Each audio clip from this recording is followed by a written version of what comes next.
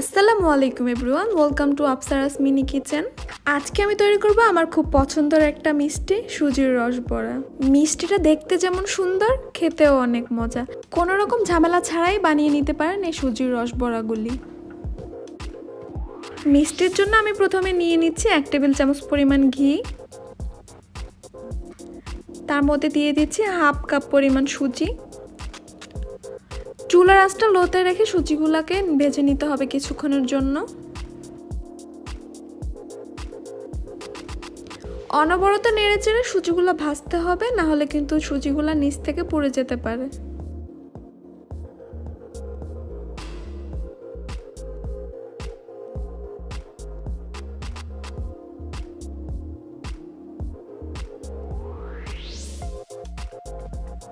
সুজিটা ভাজা হয়ে গিয়েছে। এখন আমি এর মধ্যে দিয়ে দিচ্ছি 1 কাপ পরিমাণ লিকুইড দুধ। এবার দুধের সঙ্গে সুজিটাকে অনবরত নাড়তে হবে, যেন কোনো সুজির দলা না থেকে যায়। কিছুক্ষণের মধ্যে মিশ্রণটা ঘন হয়ে যাবে।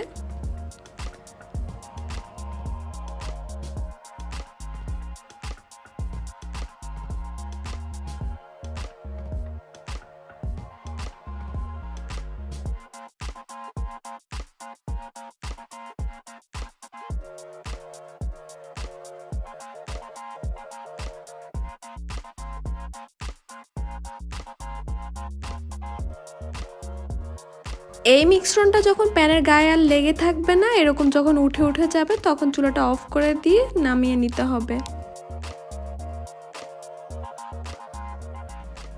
এবার আমি মিষ্টির জন্য শিরাটা তৈরি করে নিব। তার জন্য আমি এখানে নিয়ে নিচ্ছি 1 কাপ পরিমাণ চিনি, তার মধ্যে দিয়ে দিচ্ছি 1 কাপ পরিমাণ পানি, আর দিয়ে দিচ্ছি 3টা এলাচ।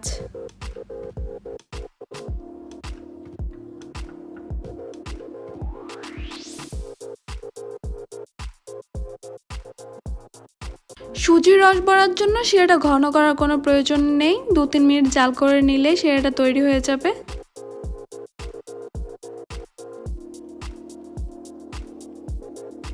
এখানে আমি সুজির মিশ্রণটার সঙ্গে দিয়ে দিলাম 1 টেবিল চামচ পরিমাণ গুঁড়ো দুধ, দিয়ে ভালোভাবে মিশিয়ে নিব।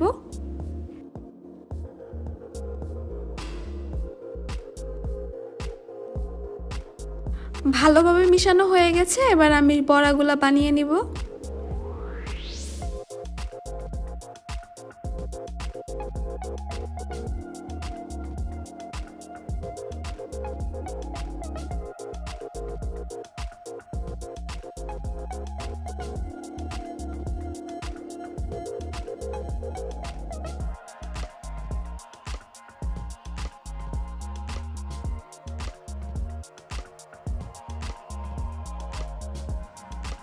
এবার চুলার আঁচটা মিডিয়ামে রেখে আমি বড়াগুলি ভেজে নিব।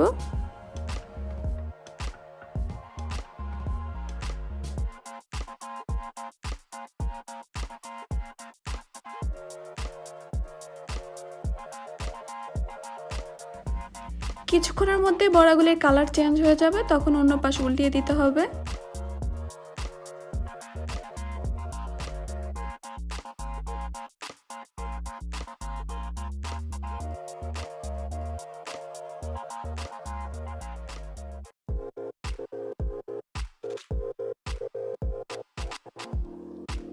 বড়াগুলি ভাজা হয়ে গিয়েছে। এবার আমি বড়াগুলিকে উঠিয়ে নিচ্ছি।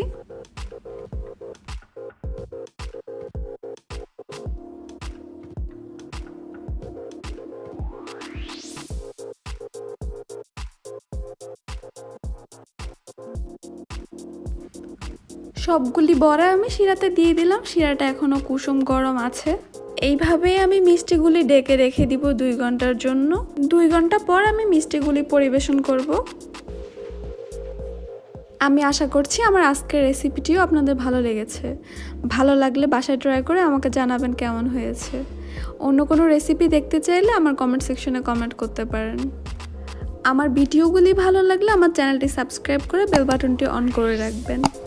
Thanks for watching. আল্লাহ হাফেজ।